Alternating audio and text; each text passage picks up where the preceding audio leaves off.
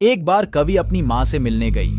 वह वापस कोचीन लौटने के लिए एयरपोर्ट जा रही थी। उसने अपनी माँ की ओर देखा जो कार में उसके पास बैठी थी। उसकी माँ को नींद आ गई थी और उसका बूढ़ा चेहरा राख की तरह धुएं के रंग का था।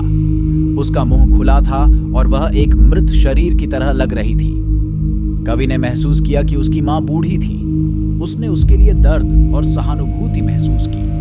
उसकी माँ को प्यार, स्नेह और देखभाल की जरूरत थी। उदास ना होने की इच्छा से कवि ने अपनी नजर माँ से हटाई और कार की खिड़की से बाहर देखा।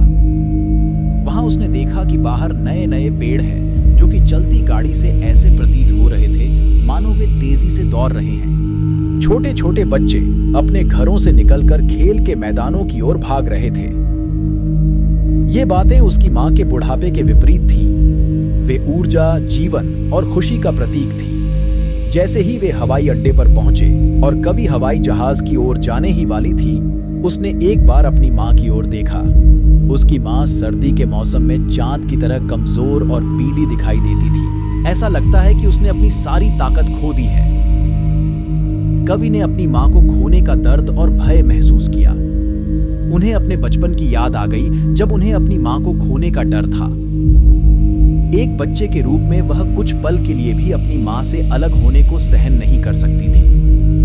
अब नुकसान स्थायी होगा क्योंकि उसकी माँ मरने वाली थी और वह उसे हमेशा के लिए खो देगी। कवि ने अपनी भावनाओं को व्यक्त नहीं किया। वह मुस्कुराई और कहा, जल्द ही मिलते हैं अम्मा, क्योंकि वह चाहती थी कि उसकी माँ जीवित रहे और वे फिर से मिल सके।